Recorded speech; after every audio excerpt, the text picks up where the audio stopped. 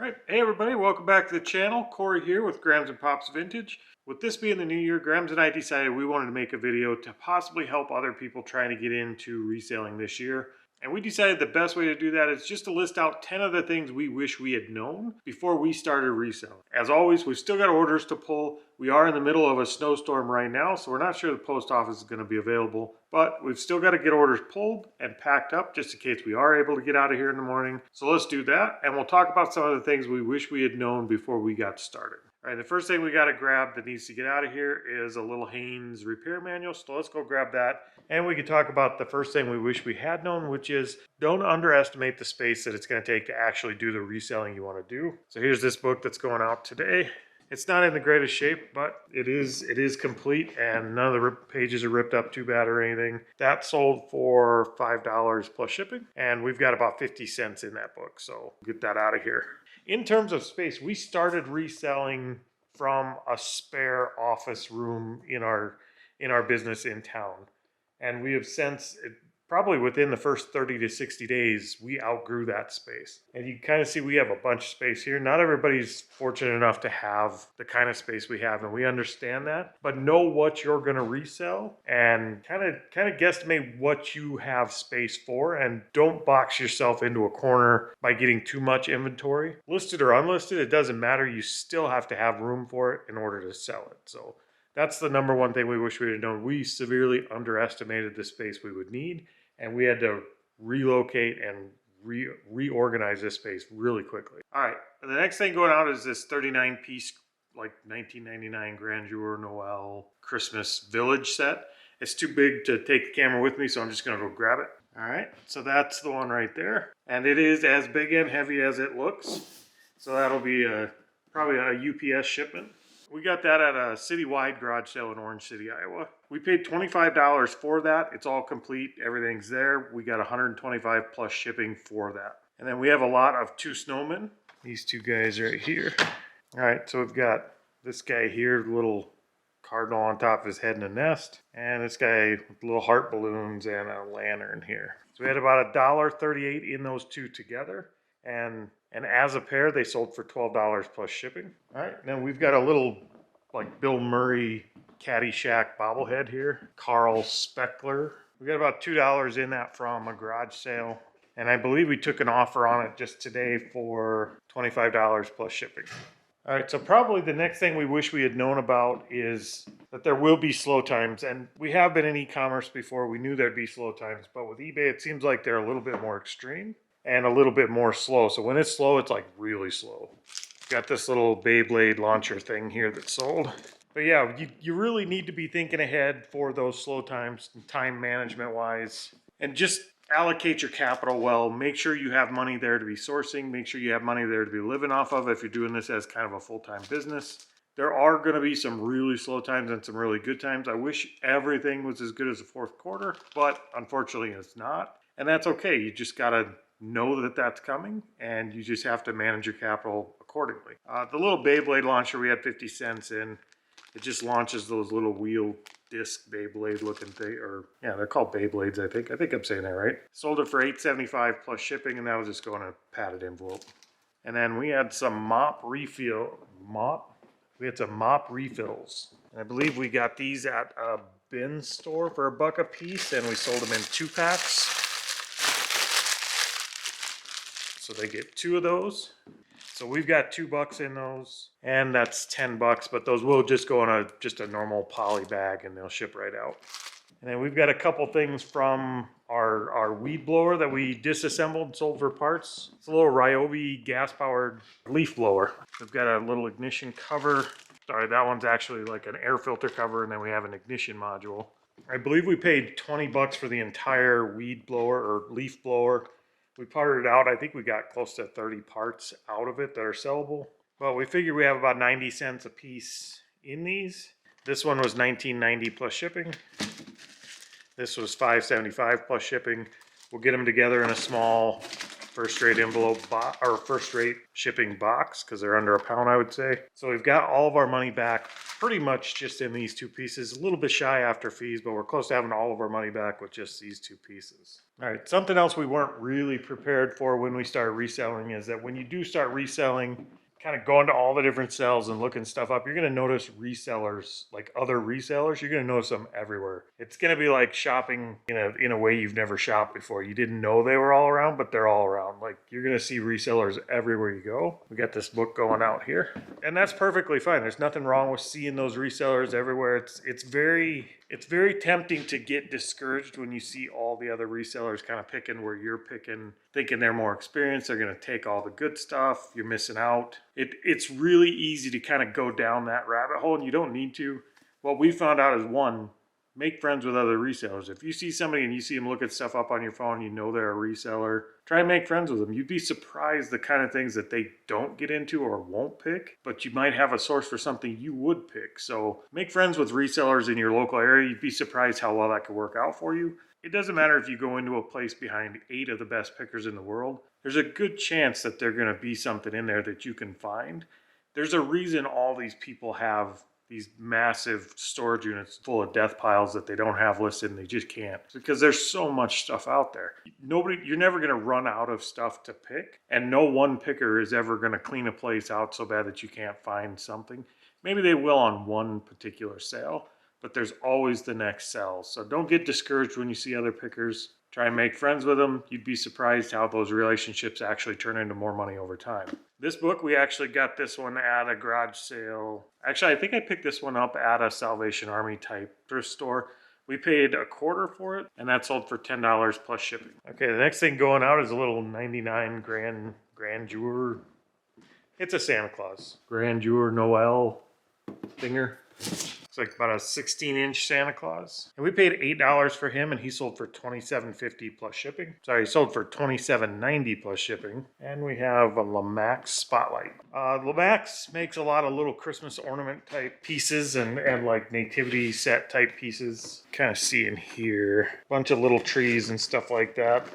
These are just little spotlights that kind of light up the villages. So we sold a little 2-pack of those. We got a lot of Christmas stuff this year while sourcing towards the end of the summer, so that's where these came from. We had 65 cents in that 2-pack. They do work. We sold it for $8.99 plus shipping. All right, so we got a Blu-ray here, Austin Land Blu-ray. That one we got in our bulk buy of DVDs, so we've got about 45 cents in it, and that sold for $10 plus shipping. And then kind of right along the same lines of not getting discouraged when you see other buyers and there's more than enough stuff to go around is the next thing that we wish we had known, and that is know when to not buy. It's very easy to kind of get sucked into I would almost call it greedy. Like, you see something, you just have to buy it. You don't want to miss the deal. You're afraid of missing out on it, and you end up just buying way more than you need to have. That's how death piles happen a lot of times. You'll see back here, we've been guilty of it. We're actually working on eliminating that right now. We're trying to get rid of that death pile, but that's not the only reason not to buy. There's several reasons not to buy. Sometimes it's just not as good a deal as you think. Know how to run your comps and price your stuff right. Make sure you're buying items that actually sell, and they sell well and quick, so you're not going to sit on them for 2 years. In general, you really want to know when to just leave it. Know when to quit sourcing and start listing and getting things moving out of your store. If you're at the point where you're getting 2, 3, 4, 5,000 items listed in your store, if you're not selling at that same rate, then you're just building a hoarder stash at that point. I mean, you're just getting way too much stuff if it's not moving. If you could source at that level and list at that level, and you're moving items at that level, 1, comment below, because we need to talk. I want to find out how you're doing it. But 2, keep doing it. There's nothing wrong with that. But if you're just buying, if your intake of items is that much larger than your outgoing of items, sometimes you just have to shut it off. We have, for the last month or 2, we've bought very, very little. I mean, sometimes we'll see a good buy, we'll go get one thing, we'll list it that day. It will not go in a pile, and we'll put it on the shelves only because we know it's going to move fast and it's going to be a good deal. But there's always good deals. So sometimes you just have to shut it off. All right, so we've got about 4 Department 56 things that are going out. out after Christmas here, which seeing this other stuff go out that's Christmas stuff after Christmas, after the New Year's actually, is really nice. I love seeing this Christmas stuff going out. So we're going to get that Christmas stuff here and we're going to get it packed up and get it out to them so they get fast shipping and they get it right away. So you see we've got this little Lemax log cabin. We've got the White Horse Bakery. We've got a Dashing Through the Snow, and we've got a Caroling at the Farm piece. So we'll get all 4 of these up there and we'll get them packed up. Those are all going to different places.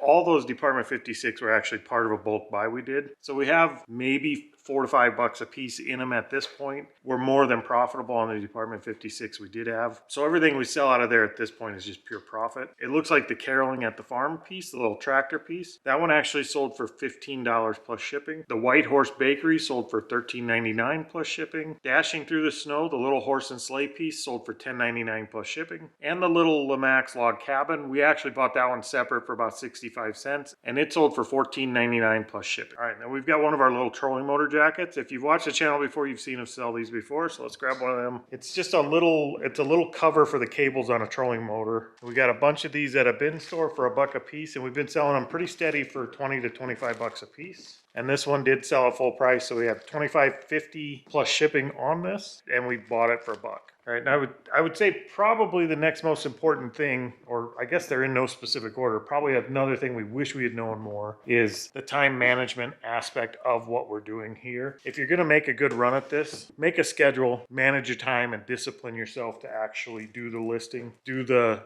sourcing correctly, do the listing, take good photographs, but more importantly, just to be out here doing something. It's very easy when you start working for yourself to kind of drift off into I don't have to do anything today. We sold a little pet shop here. That's our littlest pet shop, Flamingo. We sold for $3 plus shipping. But yeah, it's very easy to kind of drift off into you don't need to do anything today because you work for yourself. You tend to procrastinate, spend a lot of time sitting next to your death pile thinking about doing something or looking stuff up but not actually accomplishing anything. So it's really important once you're into this, especially if you want to make a run at it full time or make it a serious side hustle at the very least, to make a schedule. Try to discipline yourself to actually stay on that schedule. Just having that schedule will help you get through some of the challenge. One, everything you think is going to take 5 minutes is going to take 20. Everything takes longer than you think it will. And 2, you're going to need a schedule and some discipline to push through those I don't wanna days. And there's going to be plenty of them, especially after the newness wears off and the funness wears off. You're going to have a lot of days where you just don't want to. Make a schedule and force yourself to stick to it. Build the habit. Now we've got some canisters that Graham sold again. She found partial set. There's 3 of the 4 are here. We've been talking about just splitting them up when we have that happen, but we actually have these listed as a set and they sold as a set, just missing the one. So I'm not going to try and carry those with the camera. They're these little lighthouse ones. So I'm going to set the camera down and then I'll come back and grab those. All right, so here's those. We had about 10 bucks into those. We ended up selling that set of 3 for $48 plus shipping. Let's see, we had some train track that needs to go out. The next thing we really weren't prepared for when we started doing this, I guess, was just our expectations of scammers. 1, our expectations, but 2, the reality of it. You kind of hear horror stories on eBay and online platforms and e-commerce in general about people scamming you. You're going to lose everything. What if they get away with something? You're going to go out of business or you're going to go broke. Managing the expectations and the reality of that is really important.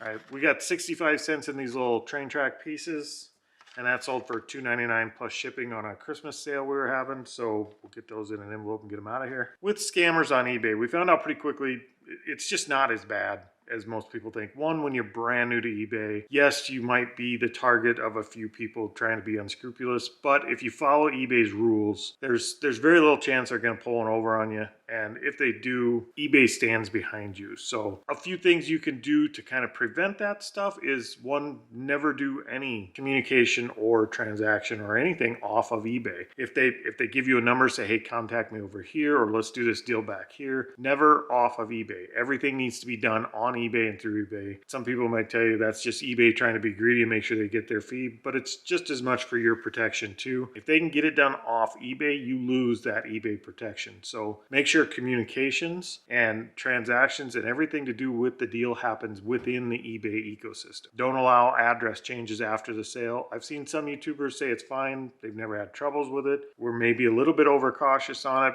But if somebody buys something from you and then they contact you via eBay messages and they say, hey, can I change my address? Generally, no is the answer. We don't play with it. We just tell them we'd be more than happy to change the address, but to do that, we're going to cancel the order. We're going to put the item back up, go change your address and repurchase, because we're not going to change it after the purchase. We've never had a sale lost because of that. The few times they were adamant the address had to be changed or they had the wrong one, we canceled the item. They came right back in and repurchased. It wasn't an issue at all. They were very honest and upfront about it. They got their item and we got our money. So another one you probably will run into, and I'm not sure what their angle is on it. I really don't know, but it's getting offers for over asking price. If you get an offer for over asking price, decline the offer and block the people. There's no reason anybody is ever going to pay you more for an item than what you're asking. There's just no reason unless there's an angle behind it. Something's going on. So if you do get an offer on eBay for over the asking price, don't even entertain it. Just decline it, get rid of it, get rid of the whole problem. We got another piece here to grab. This was almost a big whoops on our part. We listed this Barbie. It was actually a really good Barbie, but it was $40 Barbie and it sold for $40. And before we shipped it, we realized the little head wasn't attached right there. I don't know if you can tell that. So it's kind of broke off and the head wasn't staying on.